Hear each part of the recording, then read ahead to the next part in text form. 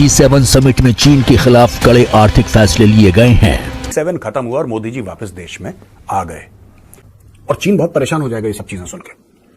चीन ने खरबों, अरबों की बात नहीं कर रहा मैं, खरबों डॉलर लगा दिए, खरबों डॉलर। और वहां पे लोगों ने मिलकर G7 इटली के इस बड़े खूबसूरत रिजॉर्ट में एक एक धागा बेल्ट एंड रोड इनिशिएटिव के खोलने का प्लान बनाया है। और ये प्लान, ये मंसूबा कामयाब भी हो जाएगा और बहुत जरूरी है चाइना का बेल्ट एंड रोड इनिशिएटिव रोकना। अब होगा क्या कि जैसे जैसे चाइनीज थ्रेट इंक्रीज होगा, India can manage China independently alone. India is a nuclear capable power. India is a largest arms importer. India has intercontinental ballistic missiles. India के पास जो मिलिट्री मशीन है, देन इंडिया की air force बहुत बेहतर अभी हुई है। चाइना में एशियन टाइगर्स के बाद, चाइना के बाद इंडिया का नाम ही आता है, पाकिस्तान का नाम दूरों दूर तक नहीं आता है। भारत तो हमें नरेंद्र मोदी के मुताबिक कहता है हम तो पाकिस्तान को, जो इतनी खौफनाक बात उसने की है कि शर्म से डूब पड़ना चाहिए कि मैंने अब पाकिस्तान को इसकी जरूरत नहीं है उसको सोचने के बने, मैंने पाकिस्तान को इस काबिल कर दिया कि वो कटोरा लिए यूं भीख मांगता फिरता है। आपको पता है इटली सिर्फ एक अकेला यूरोपीय देश था जो बेल्ट एंड रोड का हिस्सा था। इटली ने भी अब बोला कि थैंक यू, गलती हो गई तुम्हारे साथ आके, अब हम वापस अपने कदम ले रहे हैं। तो कौन सा ऐसा मंसूबा है जो चाइना को ठोकने के लिए बनाया है, अब मैं उसके बारे में आपको बताता हूं। और डी रिस्किंग यही है कि चाइना और ताइवान, चाइना से उठाओ सारे का सारा इंडस्ट्री और जाके इंडिया में लगा दो।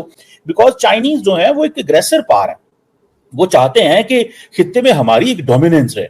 अब इंडिया चाहता है कि चाइना के साथ उसके ताल्लुकात, वो जिसे कहते हैं ना, रिप्रोचमा हो जाए, और पर्टिकुलरली ये जो लैंड बॉर्डर के ऊपर है, और ये जो एनिमोसिटी है थोड़ी कम हो, चीजें नॉर्मल। यानी कि ये जितनी भी बड़ी महाशक्तियां हैं इकट्ठा हो गई और ये कह रहे हैं कि चाइना का बैंड बजाएंगे। मुझे लगता है इसीलिए क्राउन प्रिंस मोहम्मद बिन सलमान नहीं आए, क्योंकि कहीं ना कहीं उनके दिमाग में यह था कि एंटी चाइना ये फ्रंट बन रहा, और भारत तो अब खुल के सामने आ रहा है यार। भारत कह रहा है इसको ठोको। और मोदी जी का जो प्लान है ना, I totally agree with Modi. Modi ji का प्लान गलत नहीं है यार, वो बिल्कुल, उन्होंने बिल्कुल ठीक, चाणक्य नीति यही कहती है। उनको यह पता लग गया है कि चाइना की दुखती रग जो है ना, जो चाइना की नाभि में, कहते हैं रावण की नाभि में अमृत था, उनको यह बात पता है कि टोटल जो मैटर चाइना का है वो मिलिट्री का नहीं है।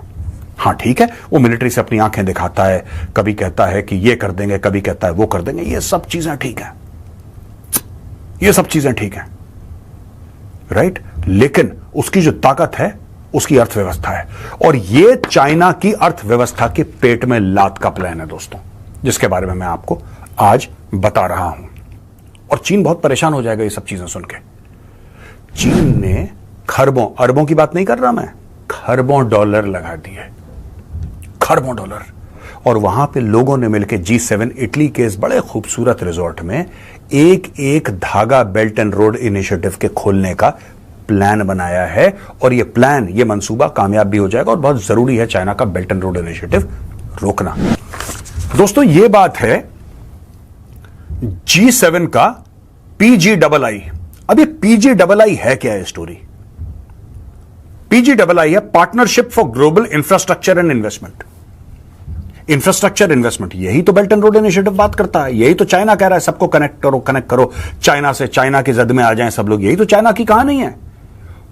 उसके चलते तो पाकिस्तान को खा गया वो, उसके चलते वो श्रीलंका को खा गया, उसके चलते नेपाल को खा गया, उसके चलते बांग्लादेश को निगलने की कोशिश कर रहा है, यही तो चाइना कर रहा है, अफ्रीका को निगल जाए। अब इन्होंने क्या मंसूबे बनाए? उसने बोला तुमने एक बेल्ट एंड रोड बनाया ना, एक, अब देखो हम तुम्हारे लिए क्या करते हैं। क्योंकि बाप बाप होता है, और चाइना का बाप असल में अमेरिका है। दोस्तों ये बात सच है, कोई माने ना माने, चाइनीज को बोलो तो तन बदन में आग लग जाएगी कि हम चाइनीज हैं, हम फलाना। कुछ नहीं हो तुम, कुछ नहीं हो। सारे के सारे पैसे इनके इंटेलेक्चुअल प्रॉपर्टी राइट थेफ्ट के बने हैं, और सारे के सारे पैसे इनके कॉन्ट्रैक्ट मैन्युफैक्चरिंग के बने हैं। ये सच है। और वो पैसे आए कहां से, जिसकी वजह से चाइना इतना उछल रहा हो, पैसे आए कहां से इनका? वो सारे के सारे पैसे तो अमेरिका के हैं, सारे के सारे पैसे तो यूरोप के हैं। आज की तारीख में चाइना बन गया भस्मासुर। भस्मासुर वापस अपने खुद के सर पे हाथ रख के भस्म हो जाए, उसका प्लान है ये G7 PGII, partnership for global infrastructure and investment. अब देखो जी, ये इनिशिएटिव, फ्लैगशिप, शब्दों के चयन पे जाइए आप और भावनाएं समझिए। इनिशिएटिव्स, कौन से नए काम करेंगे? फ्लैगशिप प्रोजेक्ट्स, जो उनके मेन प्रोजेक्ट्स हैं वो complementary initiatives to develop transformative economic corridors, transformative जो बदल दे, जड़ से चीजों को बदल दे, वो economic corridor for quality infrastructure and investment. पाकिस्तानियों के मुंह में लार टपक रही होगी, बट वो इसका हिस्सा नहीं है। लेकिन सुन सुन के इस्लामाबाद के जो थिंक टैंक हैं, जो एनालिस्ट्स हैं, उनके मुंह से पानी यहां पे आ रहा होगा। जैसे कभी कभी मैं जाता हूं और मैं डोसा खाता हूं तो मेजर के मुंह में पानी, डोसा देखते ही, सांभर देखते ही, वो ये हो गया। सीरियस बात है, आप लोग हंसिए मत। और ये देखिए, ये कह रहा है कि and financing for the Lobito corridor, पहली चीज, the Luzon corridor, the middle corridor and the India Middle East Europe economic corridor, जो कि मुंबई से शुरू होती है जी, मुंबई से शुरू होती है और सीधा यूरोप जाती है, पाकिस्तान को सरकमवेंट करके, ईरान को सरकमवेंट करके, इंडिया से गई, यूएई से गई, सऊदी अरेबिया से गई, इजराइल से गई, पता नहीं कहां से गई, वो ग्रीस से होते होते होते होते बिल्कुल वेस्टर्न यूरोप पहुंच रही है। बिकॉज चाइनीज जो है वो एक एग्रेसर पावर है, वो चाहते हैं कि खित्ते में हमारी एक डोमिनेंस है। अब इंडिया चाहता है कि चाइना के साथ उसके ताल्लुकात, वो जिसे कहते हैं ना, रिप्रोचमा हो जाए, और पर्टिकुलरली ये जो लैंड बॉर्डर के ऊपर है, और ये जो एनिमोसिटी है थोड़ी कम हो, चीजें नॉर्मल हो, क्योंकि इंडिया को इस चीज की समझ है कि हमने खित्ते के अंदर नॉर्मलाइजेशन का रेफरेंस देना है, क्योंकि हमें, मैं आपको पहले भी बता चुका हूं कि डी रिस्किंग का फायदा उठाना है।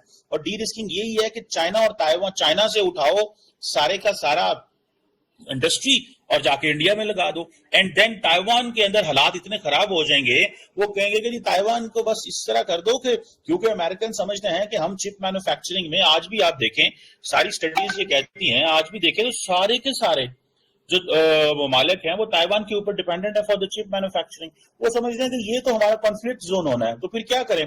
सो यहाँ से इन्वेस्टमेंट उठाओ और जाके अमेरिका, मैक्सिको, बाकी दुनिया में जाके लगा दो। ठीक है जी,